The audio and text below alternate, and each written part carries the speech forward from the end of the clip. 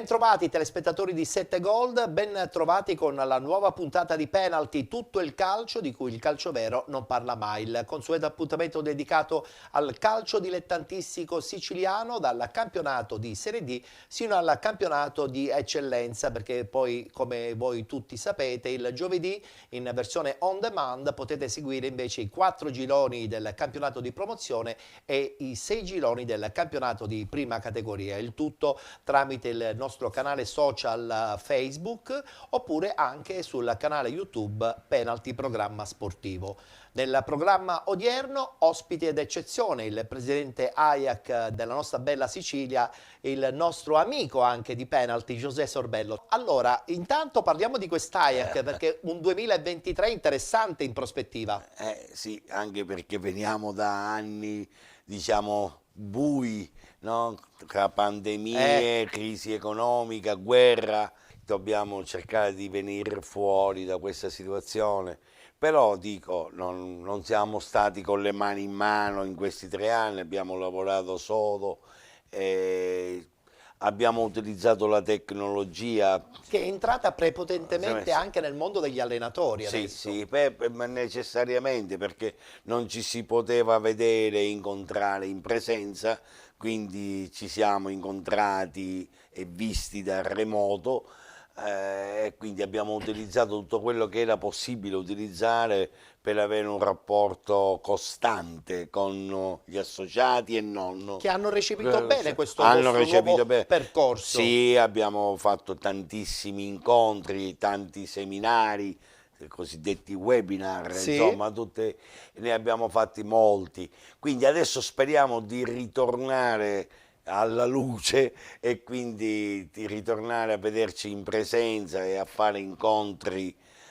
formativi in presenza, e quindi adesso continuare. Tra l'altro partiranno i nuovi corsi, sì, no? I nuovi corsi allenatori partiranno fra una decina di giorni, anche per il 23 mi pare, partiranno a Palermo, corsi a Palermo, a Trapani, a Enna e a Messina. Sono corsi di UEFA C e di licenza D. UEFA C sono quelli che riguardano il settore giovanile, licenza D quello che riguardano tutte le squadre dilettantistiche. Insomma, ci sono ancora tanti ex calciatori e sportivi che hanno voglia di diventare allenatori. Sì, tanti, infatti anche se i posti sono sempre di meno. Le richieste sono sempre tante e quasi tutti i corsi sono completi, diciamo, quindi va bene, no? Ma è giusto che sia così, anche perché si è riusciti 2 anni fa a ottenere che ogni squadra che partecipi ai tornei FIGC abbia un allenatore abilitato, quindi la richiesta di allenatori abilitati è aumentata. Questa è stata una grande battaglia dell'AIAC. È una grande conquista, è vero. Insieme ad altre, anche questa è stata una delle più importanti, ma ultimamente ne abbiamo avute altre. Abbiamo avuto una conquista di un diritto, quello dell'allenatore che viene esonerato. Ecco, anche questa è stata una gran bella vittoria. E viene esonerato entro il 30 novembre, può ritesserarsi con un'altra società che non appartiene allo stesso girone, chiaramente, e quindi questa è stata, chiaramente tutto questo non accontenta tutti, però sono dei passi in avanti, no? E poi anche il fatto di essere riusciti a ottenere la presenza in panchina, oltre che del primo allenatore, del secondo allenatore, del preparatore atletico e dell'allenatore dei portieri. È vero. Cioè questi hanno diritto di rimanere in panchina. Quindi voglio dire, tutte queste cose. Insomma, una crescita costante, importante, per migliorare sempre di più e la mettere figura sempre più al centro la figura dell'allenatore, che mentre prima era, diciamo, marginale dal punto, adesso no, adesso è un punto di riferimento, insomma, attorno al quale girano tutti gli altri. Hai seguito i campionati di Serie D e di eccellenza? Insomma, in linea di massima sì. Una battuta veloce sul Catania te la devo fare. Vabbè, dai, il Catania è fuori target. Fuori Insomma. target. Guarda, con questa definizione hai azzeccato perfettamente l'attuale situazione sì. di questo calcio Catania. Io penso che il Catania sia una squadra per caso in Serie D, che per Prima va via, meglio è per tutte le altre società sì, dilettantistiche. sì, anche per l'insieme, per l'organizzazione, per la forza societaria,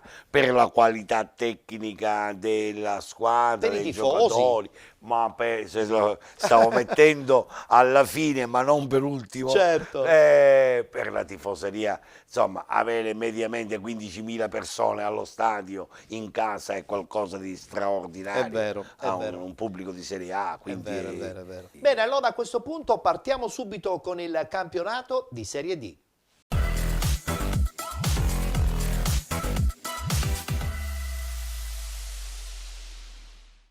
Si è giocata la seconda giornata di ritorno, guardiamo subito il tabellino dei risultati.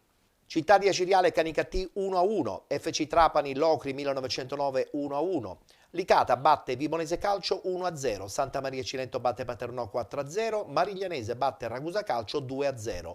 Vittoria fuori casa anche per il Città di Sant'Agata 1-0 contro il Real Aversa 1925. Vittoria anche del Catania fuori casa 3-1 contro il San Luca. FC Lamezia Terme batte Castrovillari 1-0 ed infine San Cataldese batte Cittanova 1-0. Conferma dunque al primo posto per la squadra di Ferraro, al primo posto in questo momento con 48 punti, 36 punti per FC Lamezia Terme, 34 Locri 1909, con 32 Licata Calcio e Città di Sant'Agata, 31 punti Vibonese Calcio con 27 FC Trapani, 25 punti per Santa Maria Cilento e San Cataldese, 22 Ragusa, 21 Real Aversa 1925, 20 punti per Città di Aciriale, Canicattì e Castrovillari, 18 Cittanova, 17 San Luca, 15 il Paternò, chiude la classifica la Mariglianese con 11 punti. Si ritorna in campo domenica prossima, domenica 22 gennaio. Questi gli incontri: Canicattì San Cataldese, Castrovillari Vibonese Calcio, Catania Licata Calcio, Città di Sant'Agata Santa Maria Cilento, Cittanova Real Aversa 1925, FC Lamezia Terme Città di Aciriale, Locri 1909 Ragusa, Paternò FC Trapani ed infine Mariglianese San Luca. Partiamo dall'antagonista di questo Catania che all'inizio insomma sembrava veramente di poter competere con la squadra di Ferraro. Parliamo dell'FC Lamezia Terme che forse evidentemente ha sofferto questa presenza forte anche dal punto di vista mediatico del Catania. il Lamezia è una squadra che ha una tradizione storica, insomma, è stata una squadra presente per tantissimo tempo in Serie C, voglio dire, non la scopriamo adesso, però sin dalle prime giornate si è capito che non poteva tenere il passo del Catania, perché il Catania è riuscito a dare un trend troppo alto, quindi il Messi ha fatto quello che ha potuto, però io penso che più di questo non possa fare, possa racimolare qualche altro punto. Ma non credi che sia arrivato il momento di fare i playoff veri nel campionato di Serie D? Perché attualmente sono soltanto per un posizionamento per il ripescaggio. Sì, questa è un'idea che potrebbe essere presa in considerazione seriamente, però fatta bene, insomma, con molta attenzione. Cioè dare una chance anche alla seconda, terza certo, classificata di un girone? Io penso che potrebbe essere una scelta intelligente quella di pensare ai playoff per la Serie D. Anche perché molte società investono e è chiaro che poi si ritrovano possibilmente un caterpillar come il Catania e rischiano di mandare in frantumi anche un investimento considerevole. Come no, certo, perché un campionato di Serie D costa. E come? Costa, e quindi anche se lo vuoi fare ad alto livello devi investire parecchio. Ha investito parecchio sicuramente anche la San Cataldese, perché in panchina il ritorno di Infantino ha dato nuovo vigore, non per niente un'altra ennesima vittoria che allontana la squadra certamente dalla parte bassa della classifica, e credo che finalmente Infantino abbia trovato la sua dimensione in un piccolo centro che vuole anche, insomma, dimostrare di avere una forza importante per stare stabilmente in Serie D. La San Cataldese è una realtà che vive in Serie D da parecchio, cioè non è da ora, anche se il centro non è grandissimo, però C'è tradizione. c'è tradizione, il campo si riempie ogni domenica, quindi il fatto che adesso si sia data anche un'organizzazione societaria, e che Infantino, che è un ottimo tecnico, bravissimo, Per la categoria certamente grande esperienza. che riesce a ottenere questi risultati, noi siamo contenti tutti, È vero, tutti, perché insomma, quando delle realtà come la San Cataldese e altre riescono a ottenere dei risultati di livello per tutto il movimento allenatori e non, Anche perché poi tra motivo l'altro di nella vanto. provincia di Caltanissetta la Nissa solamente da qualche anno sta cercando di riabbracciare un certo tipo di calcio che conta. Certo. Adesso finalmente tra l'altro è stato riaperto lo stadio comunale, quindi Sì, credo sì. che su quella base Sì. sicuramente si può costruire un Sì. nuovo percorso. Sulle strutture io direi poi magari di fare, non dico una trasmissione a parte, ma faremo un appendice anche in trasmissione oggi. Nel frattempo guardiamoci gli highlights proprio della vittoria della squadra di Infantino.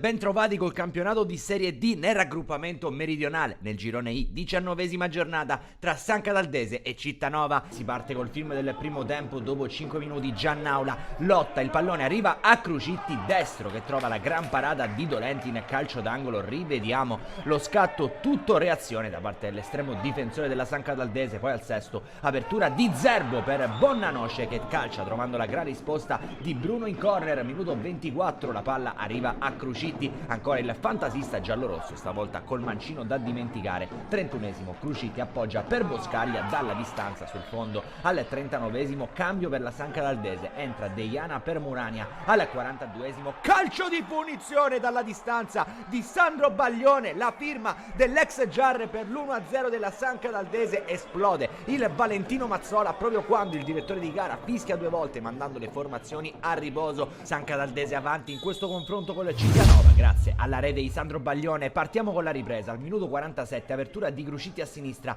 la sfera viene messa dentro ancora per Crucitti che da pochi passi manda fuori. Occasionissima per il pareggio calabrese quando al 49esimo l'apertura di Bonan è quella giusta per Deiana, ma la gran parata di Bruno va a deviare il pallone sul palo e si resta sull'1-0. Minuto 55, ancora San Cataldese in zona offensiva, stavolta con una rimessa laterale. Il pallone finisce a Zerbo, ancora Zerbo che si gira improvvisamente, dà soltanto l'illusione del gol, sarebbe stata una grande firma la sua. 68esimo, lancio lungo per Giannaula, dalla sinistra Giannaula prova a sterzare, cerca il destro potente, si accartoccia Dolenti. Al 70esimo cambio nella San Cataldese, entra Cutrona per Garzia. Poi al 77esimo tocca a Incadasciato per il man of the match, o almeno quello che lo è fin qui, Sandro Baglione. 78esimo, punizione di Crucitti, Cittanova non riesce a trovare il gol del pareggio. 79esimo, cross dalla destra, arriva il neoentrato Incadasciato che la manda direttamente sul fondo. Ultimi cambi per la San Cataldese, tocca a D'Agata e a Rodriguez per Deiana e Touré. È così che termina il match al Valentino Mazzola di San Cataldo. La San Cataldese batte di misura il Cittanova col gol al 43esimo di Sandro Baglione. Benvenuti da Giada Immobiliare. La professionalità come punto di partenza, la qualità dei servizi come riferimento essenziale. Tutto questo è Giada Immobiliare di Giuseppe D'Antone. Servizi di compra-vendita ed affitti, supporto per concessioni mutui e consulenza finanziaria. Ed inoltre assistenza partecipazione ad aste giudiziarie e consulenza tecnico-legale. Giada Immobiliare, via Etnea 734 Catania. Info 095 6174 981 oppure 095 6174 973. Visita il sito con le nostre proposte. www.giadaimmobiliare.it. Giada Immobiliare, insieme a te per comprare e vendere.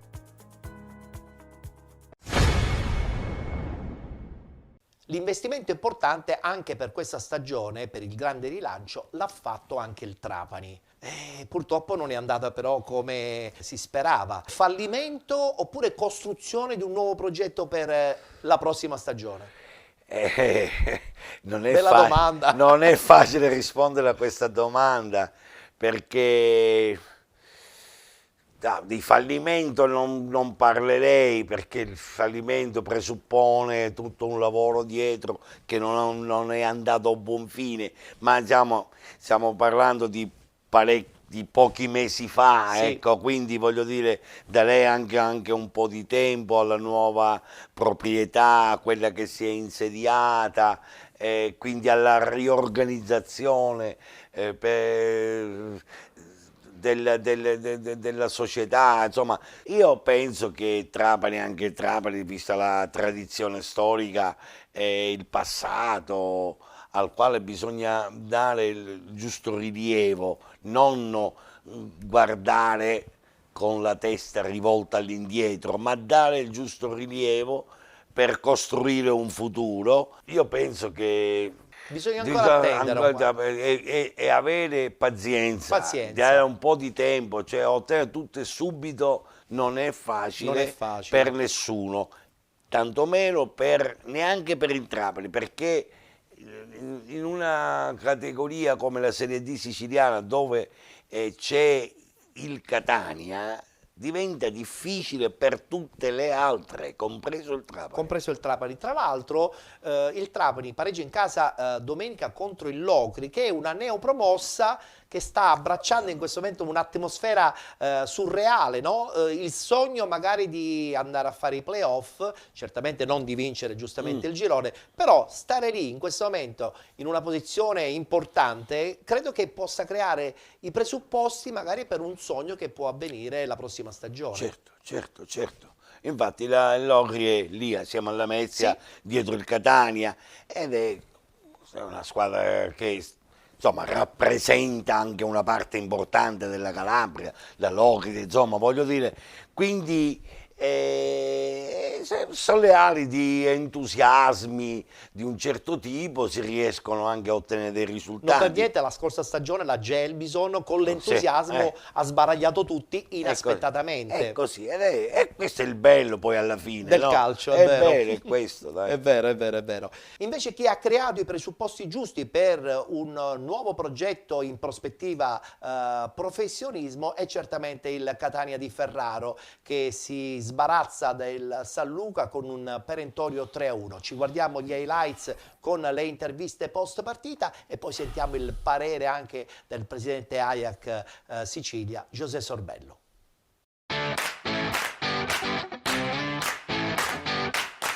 Su un campo difficile sono contento della prestazione per chi ha giocato e chi è subentrato, perché ancora una volta hanno dimostrato l'attaccamento a questa maglia, ai nostri tifosi che ci hanno incitato e soprattutto a questa vittoria che ci fa lavorare meglio in settimana dopo una vittoria fuori casa.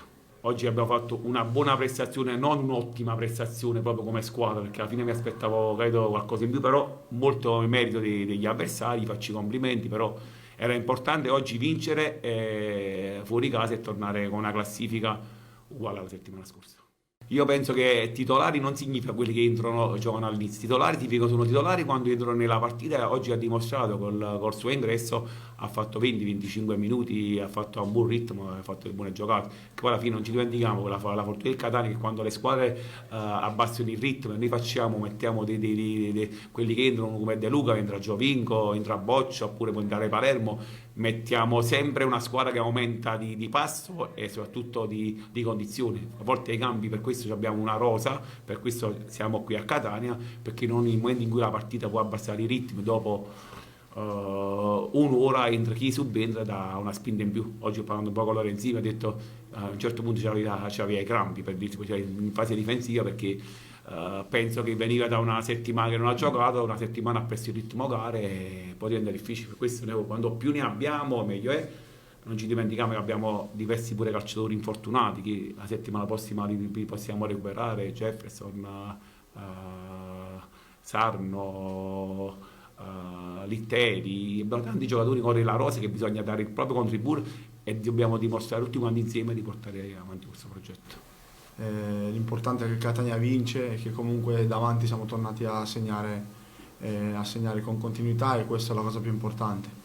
Poi sono sicuro che con l'entusiasmo che abbiamo e il lavoro settimanale tornerò al gol prima possibile. Sono contento perché il mister apprezza il lavoro che faccio e mi chiede un sacrificio importante per la squadra, però è ovvio che io sono attaccante, vorrei far gol, ma questo non va a incidere poi sul mio impegno sulla squadra. Non sono uno che si gestisce per poi fare gol, perché per me è importante che la squadra vinca e sono sicuro che lo faremo anche con i miei gol.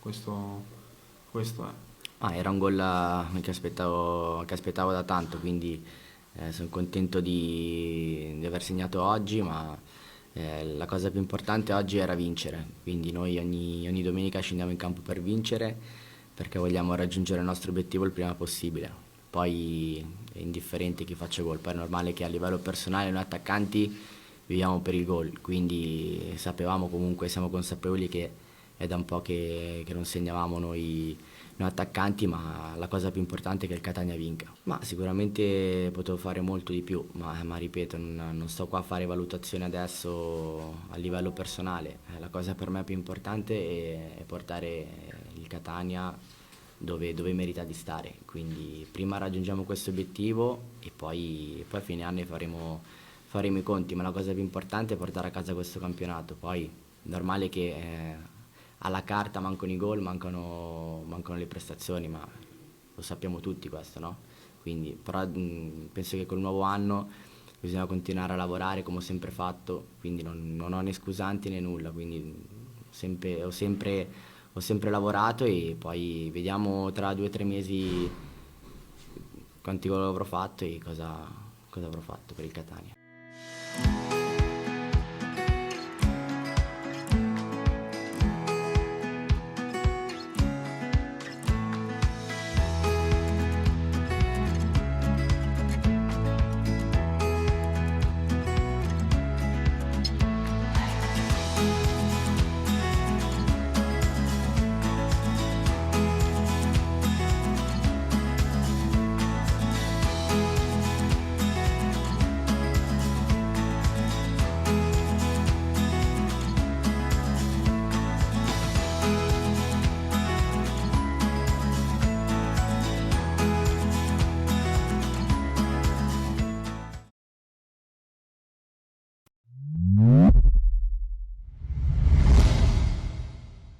Beh, lo abbiamo detto, i giochi sono fatti, è soltanto questione di attendere un paio di altre settimane.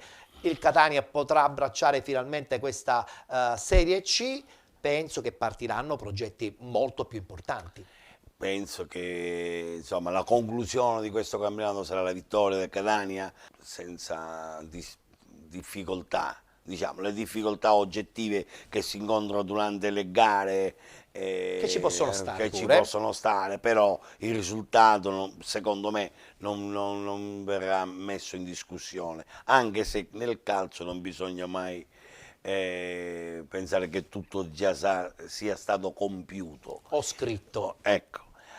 Però chiaramente la società ha preso il Catania Calcio in prospettiva, non l'ha preso sicuramente per vincere il campionato di Serie D, certo, ma per andare nel professionismo e quindi prepararsi anche per un campionato l'anno prossimo che lo deve vedere anche lì protagonista. Quante cose dovranno cambiare? Non tanto nella mentalità organizzativa all'interno del gruppo dirigenziale, ma forse anche nella mentalità di affrontare le prospettive con un occhio diverso, guardando anche il passato, perché il passato poi alla fine ci ha portato ad una retrocessione anche della città, no? Con la scomparsa ufficiale della vecchia matricola.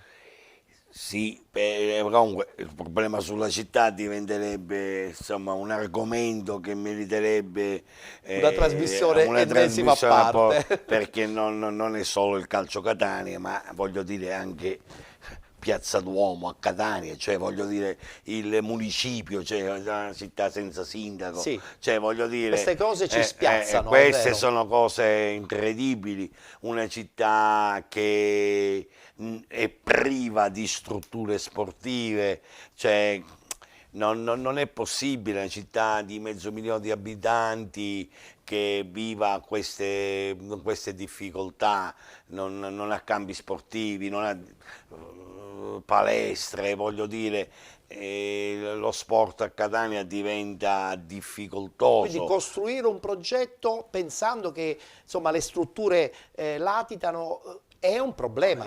È un problema, però siccome mi pare che ai vertici della società ci siano degli imprenditori, allora l'imprenditore ha questo tipo di mentalità, questo tipo di visione, questo tipo di futuro in testa, quindi potrebbe anche immaginare per il futuro anche investimenti. Sperando però che l'altra parte che è politica venga incontro anche ad un'idea imprenditoriale tale da poter poi dare alla città strutture e progetti. Ma io mi auguro che chi dovrà governare la città nel futuro sia qualcuno, un gruppo di persone capitanati dal sindaco, insomma, che siano illuminati e che capiscano che bisogna avere un insieme con un obiettivo comune, un insieme fra pubblico e privato con un obiettivo comune, quello della crescita della città, la crescita che avviene anche attraverso le strutture. Che in questo momento purtroppo mancano. Esatto. Ci fermiamo, c'è lo spazio pubblicitario, tra poco rientriamo in studio ed insieme al presidente Ajax Sicilia José Sorbello parleremo dei 2 gironi del campionato di eccellenza.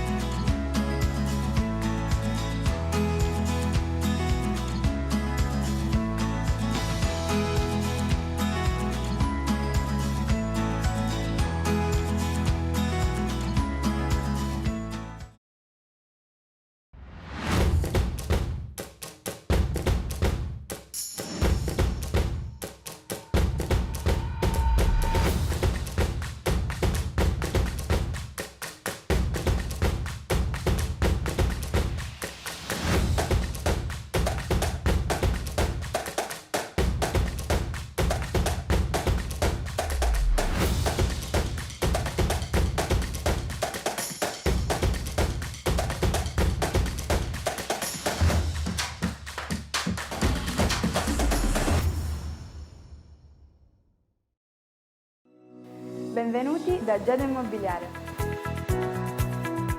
La professionalità come punto di partenza. La qualità dei servizi come riferimento essenziale. Tutto questo è Giada Immobiliare di Giuseppe D'Antone. Servizi di compravendita ed affitti. Supporto per concessioni mutui e consulenza finanziaria.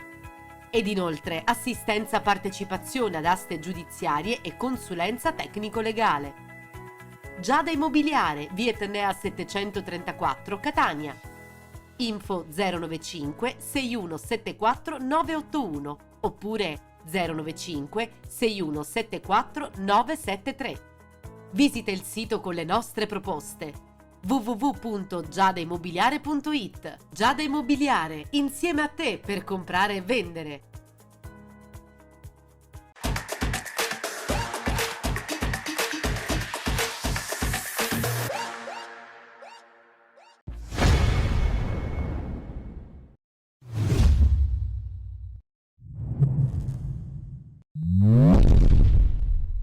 Eccoci rientrati, seconda mezz'ora insieme al presidente Ajax Sicilia José Sorbello. Abbiamo messo da parte il campionato di Serie D, parliamo adesso subito dei due gironi del campionato di eccellenza e partiamo con il girone A.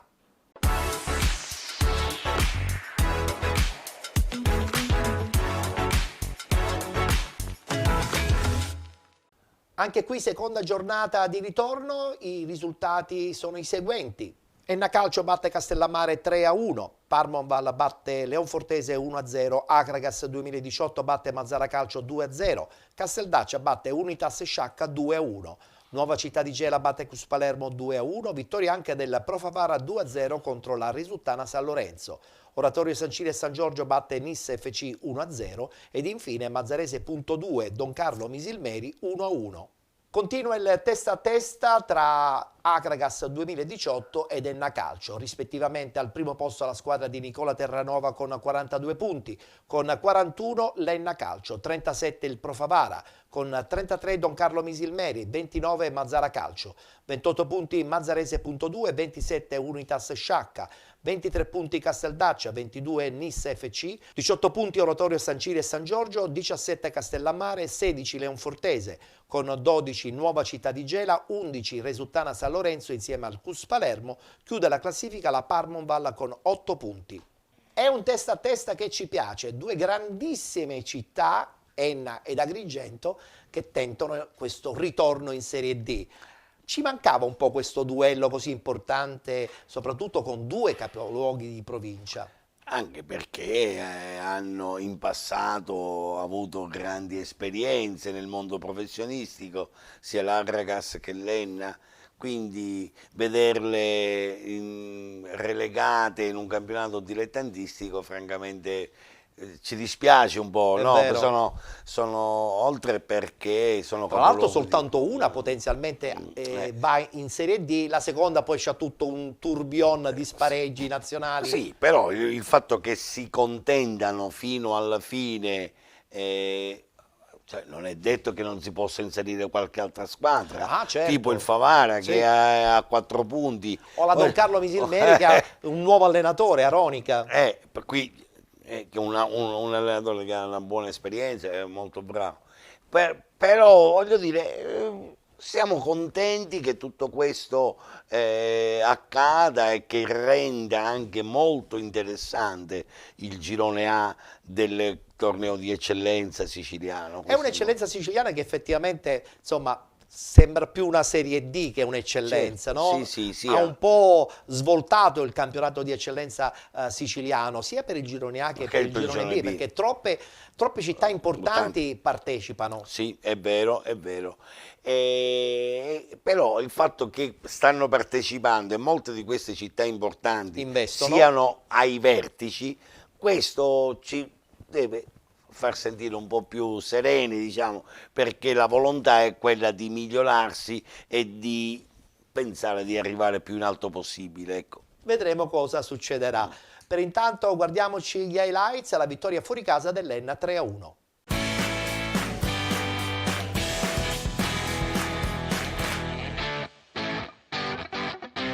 17ª giornata nel campionato di eccellenza, in un girone A sempre più avvincente, un punto divide Agragas ed Enna. Inizia il primo tempo al Giorgio Madrangha, prima chance offensiva per l'Enna che al 16° ci prova con la palla allargata per Cocimano, il cross sul secondo palo dove Carioto riesce a impegnare Grimaudo, poche le emozioni nella prima parte di gara. Al 28° costruisce bene l'Enna a sinistra, il traversone viene smanacciato, arriva una conclusione potente da parte di Carioto che impegna ancora una volta il portiere. Castellammare che pensa più a difendersi che ad attaccare, lo fa benissimo, infatti il primo tempo termina 0-0, questo è il risultato di qui maturato al Giorgio Madrangha tra Castellammare ed Enna. Si parte con la ripresa al 48°, spinge la formazione di mister Pippo Strano, cross dentro di Caronia, Carioto al volo impegna Grimaudo, poi al minuto 56 Caronia sventaglia sul secondo palo, Cocimano la rimette dentro, Grimaudo sbaglia, sotto porta, no, non sbaglia mai Ivan Agudiak, 0-1,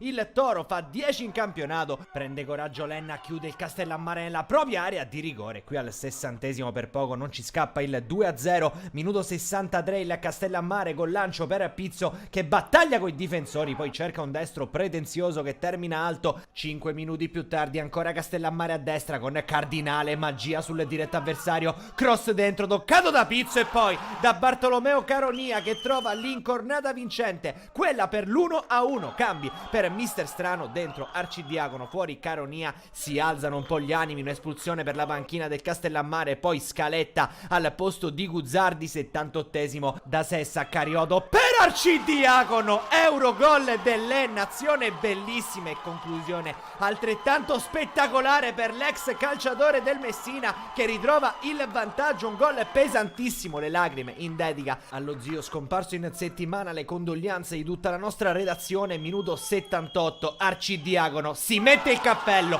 quello da mago, calcio di punizione, gol del 3-1 e doppietta i gialloverdi in una gara difficilissima, quella del Giorgio Madrangha. Stanno cogliendo la 7ª vittoria consecutiva in campionato che permetterebbe all'Enna, almeno per una notte, di stare in cima alla classifica. Nel frattempo siamo all'80° e c'è ancora un cambio, entra Federico al posto di Sessa, minuto 88, ultimo tentativo, calcio di punizione di Cardinale, posizione defilata, è insidioso, Caruso ci mette una pezza e poi si ritrova il pallone lì, l'estremo difensore, triplice fischio però al Giorgio Madrangha, l'Enna vince, lo fa ancora per 3-1 in casa del Castellammare e adesso ha 2 punti di vantaggio sull'Agragas, impegnato domani in casa contro il Mazzara. Benvenuti da Giada Immobiliare.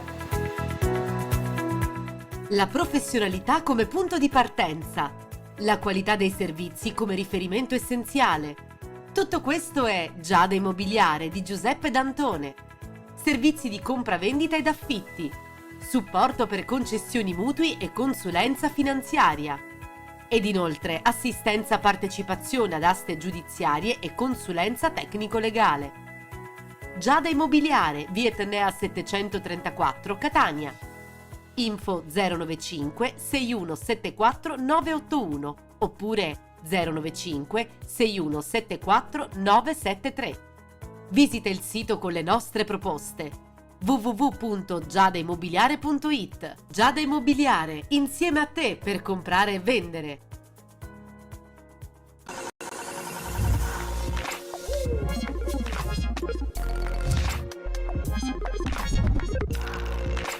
Un Agragas, quella di Nicola Terranova, attualmente al primo posto in classifica, che vince una partita non certamente facile contro il Mazzara. Guardiamo gli highlights e le interviste anche post partita.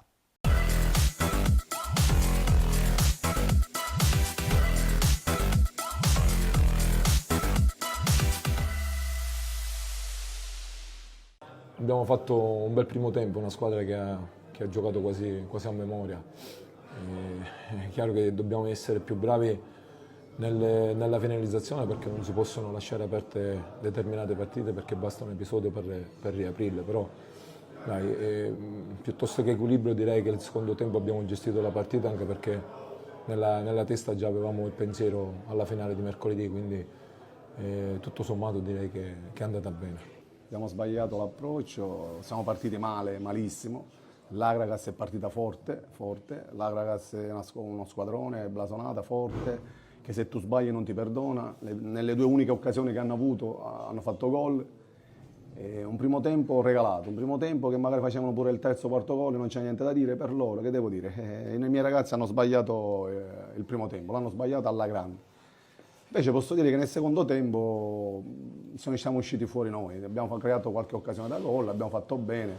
Ora non so perché l'Agragas ha rifiatato o pensa alla partita a mercoledì, non lo so il motivo, ma il secondo tempo si è visto solo il Mazzara.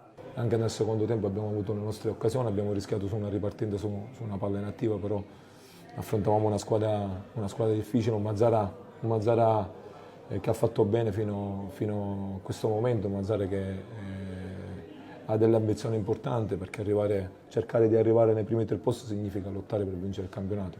Poi affrontare il Mazzara non è mai facile, perché è come realizzare un cannolo scomposto, perché la scorza non sai mai dove va, e quindi nella confusione siamo stati bravi a gestire bene la partita, l'abbiamo fatta subito nostra sin dall'inizio. È una giustificazione che dopo essere pure che non è questa, per carità, che devo dire, l'Agrax è troppo forte, l'Agrax tecnicamente quanto parte Manzur, Semenzino sono difficili prenderli, quindi che devo dire, complimenti. Già da oggi abbiamo cominciato il recupero delle energie. Chiaro che per noi è una finale per tutti, una finale per noi, per l'Igea, quindi come sempre cercheremo di portare a casa la Coppa.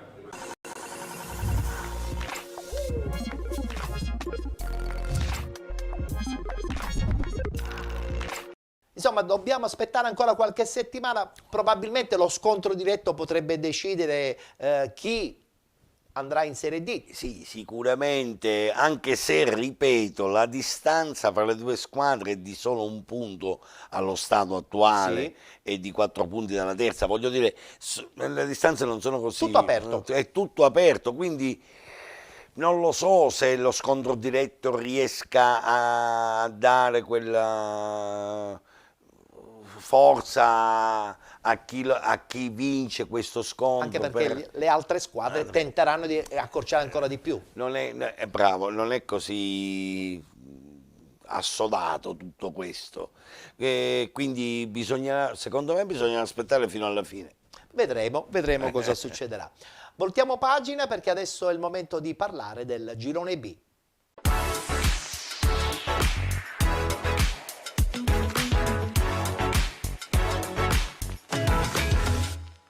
Anche qui la seconda giornata di ritorno, tabellino dei risultati.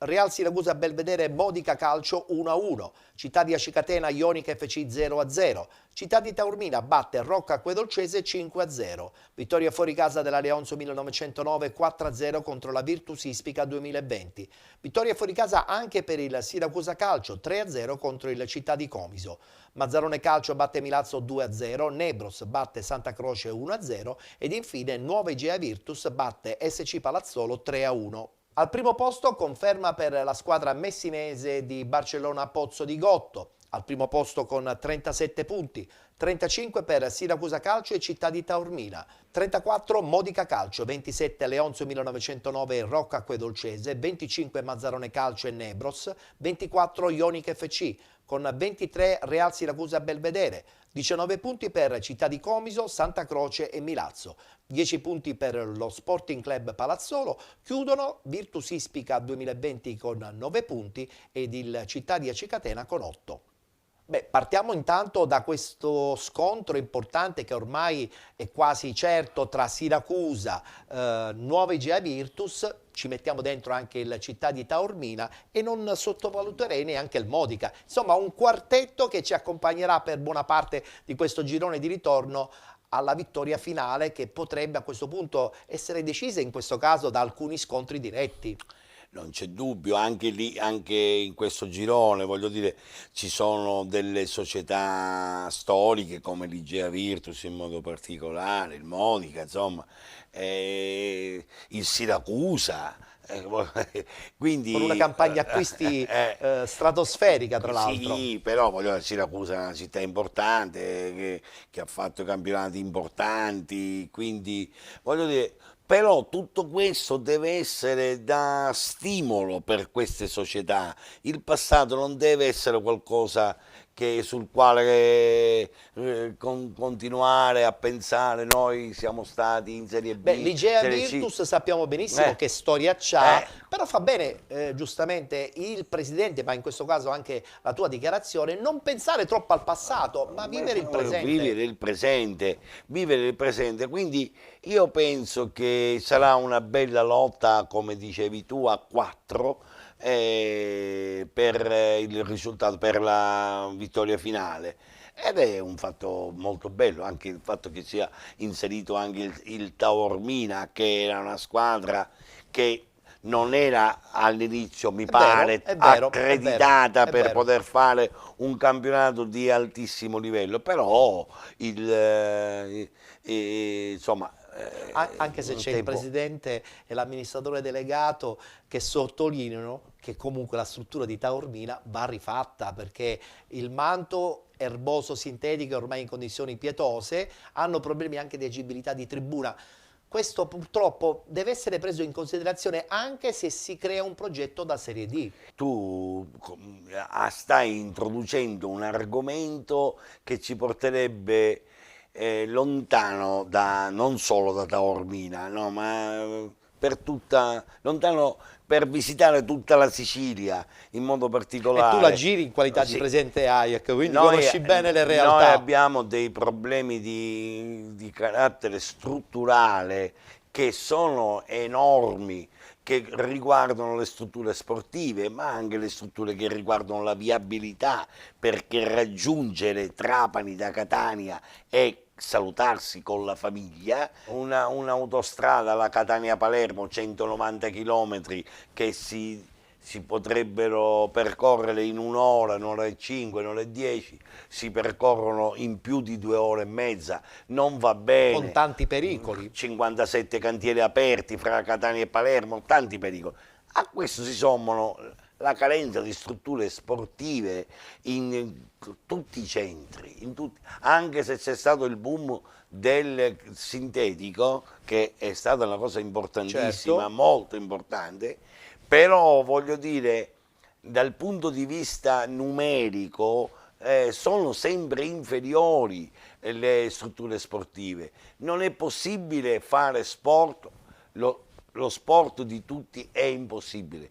Lo sport lo può fare solo chi ha i soldi e si può permettere di pagare una struttura dove poter fare sport. Questo è vero. Non è una cosa perché poi lo sport non è soltanto la partita, ma è la settimana degli allenamenti, i settori giovanili che vanno giustamente valorizzati con le strutture disponibili. E questo fa è tutta una catena. È tutta una catena, e questo fa parte di un problema molto più ampio, che ha degli aspetti sociali che riguardano l'uguaglianza. Insomma, sono tante cose nelle quali devono intervenire non soltanto i dirigenti sportivi, ma anche i dirigenti della cosa pubblica. È vero, è vero. Guardiamoci, perché dobbiamo anche parlare di calcio giocato, guardiamoci gli highlights, la vittoria della nuova Igea Virtus 3-1 contro l'SC Palazzolo.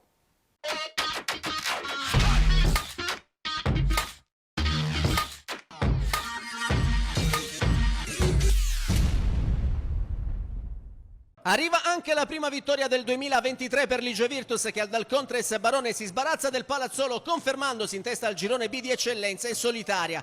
Parte forte la formazione barcellonese, subito in avanti alla ricerca del vantaggio, ma prima il tiro cross di De Gaetano scheggia la traversa, poi il sinistro incrociato di Isgro sull'ottimo servizio di De Gaetano, viene bloccato da Nicotra, e infine il colpo di testa di Bucolo sul cross di Isgro dalla destra trova ancora la pronta risposta del portiere. Gli sforzi dei giallorossi però vengono premiati al minuto 15, quando Biondo penetra tra le maglie avversarie e col destro spiazza Nicotra, facendo così Igea Virtus 1, Palazzolo 0. E per Giovanni Biondo si tratta della prima rete in campionato. Spinge la squadra del Longano, vicinissima per altre 2 volte al gol del raddoppio, con Presti che al minuto 17 sfiora di un soffio la traversa, e Dall'Oglio che 3 minuti dopo al volo col destro dagli sviluppi di angolo scheggia il palo alla sinistra di Nicotra. Il Palazzolo prova a venire fuori dal guscio al 21esimo, 22esimo la grande chance capita sui piedi di De Souza, la cui botta però è ben respinta da Staropoli. Parata decisiva perché dal possibile pareggio ospite sul ribaltamento di fronte Ligia Virtus è letale con una micidiale ripartenza innescata da Presti che lancia sulla fascia Isgro, bravo a servire in area Medina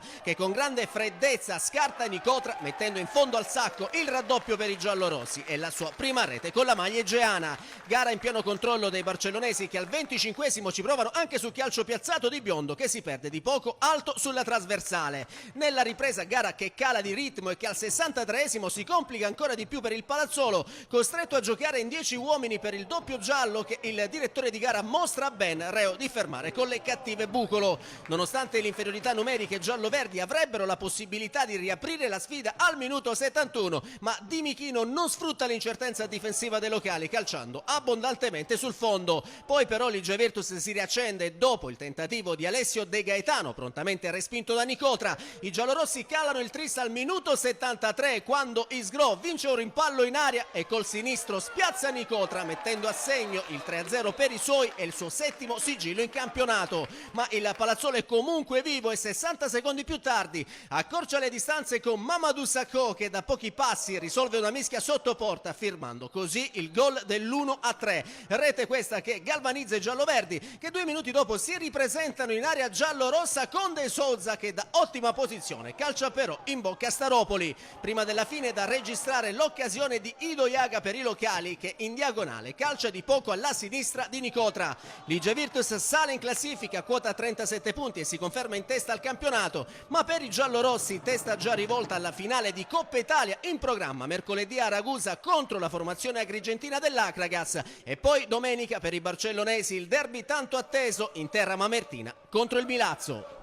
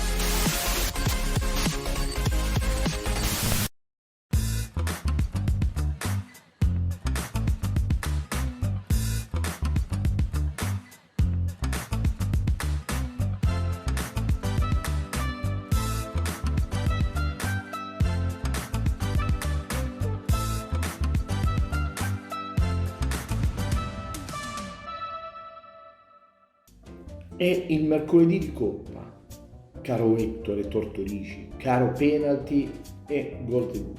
È il mercoledì di Coppa perché si gioca la finale regionale, si gioca a Ragusa, società che l'anno scorso vinse il trofeo del campionato di eccellenza.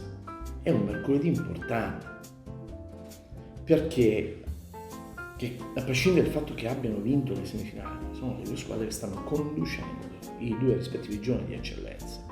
Girone A, l'Acragas, girone B, l'Igea.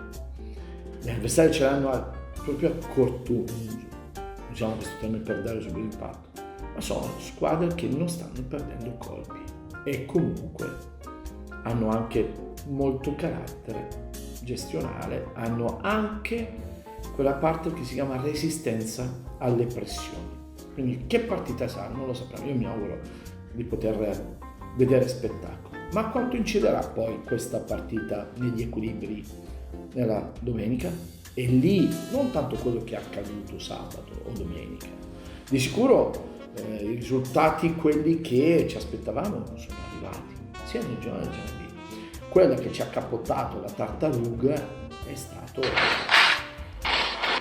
stata la Leonfortese di Sepolcretania, perché ci aspettavamo che potesse perdere con una paranormal prova palese del calcio non è una scienza, ma anche prova palese, che spesso accade, ma è sempre un fattore di errore di valutazione di preparazione mentale, è che spesso te ne vai cantando le canzoncine in giro e poi accadono queste cose.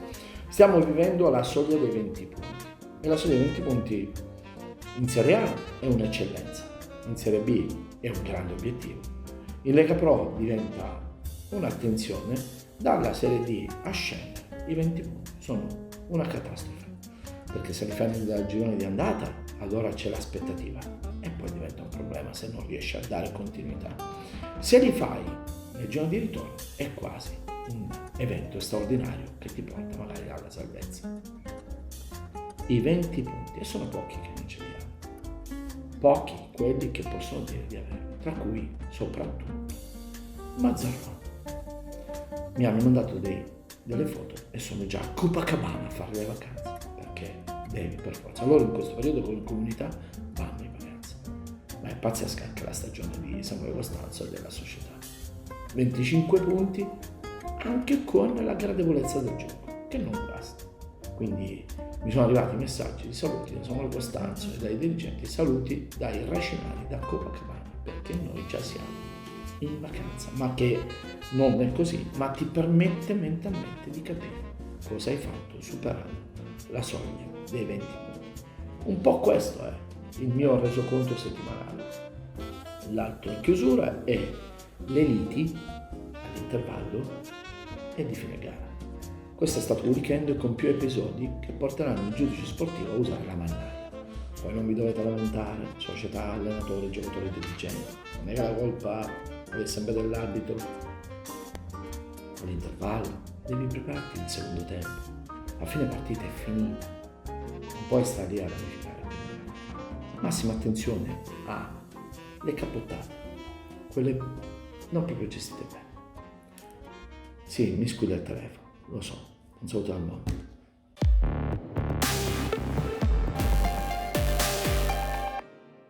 Per chiudere il discorso riguardante questo girone B del campionato di eccellenza, una battuta anche sul Modica, che ha messo da parte tra l'altro Betta, il ritorno in campo anche di Pino Rigoli, un Modica che a questo punto insomma è chiamato alla resa dei conti per questa stagione, no? Perché gli obiettivi erano chiari, la Serie D, certo non è lontanissimo il primo posto, però poi gli scontri diretti ti possono portare a dover sempre rincorrere.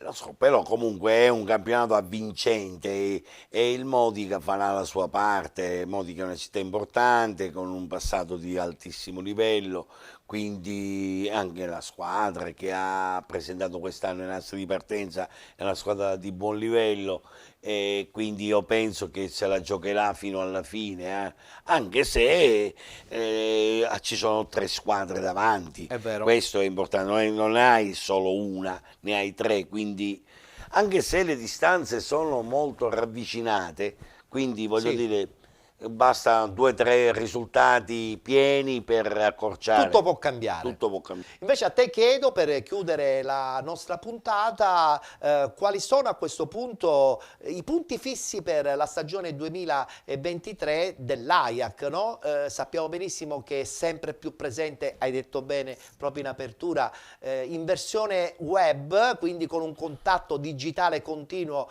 con i suoi associati. Noi infatti contiamo nel 2023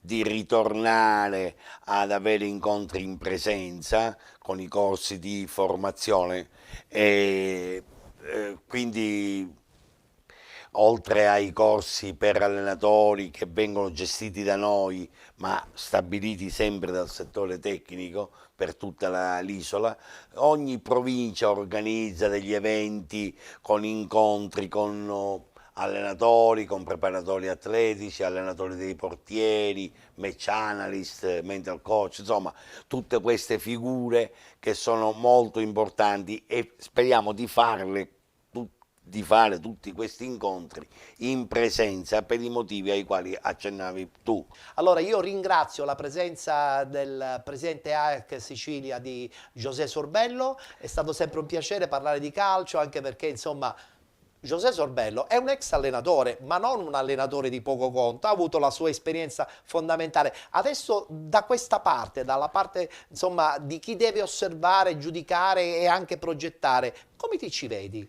Ho sempre avuto un buon rapporto con tutti e mi sono sempre occupato dei problemi che non riguardavano solo l'allenatore, ma riguardavano tutto il movimento calcistico, quindi voglio dire, non c'è stato un passaggio traumatico, c'è stata soltanto una scelta e basta. Ringraziamo dunque la presenza del presidente AIAC Sicilia José Sorbello. Noi chiudiamo qui la puntata odierna di Penalty. Come al solito ci rivedremo mercoledì prossimo alle ore 13 sul canale 15 del digitale terrestre di 7 Gold.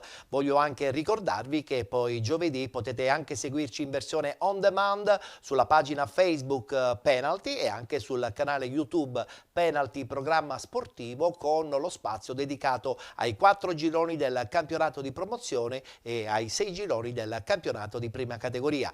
Grazie per essere stati con noi, buon proseguo.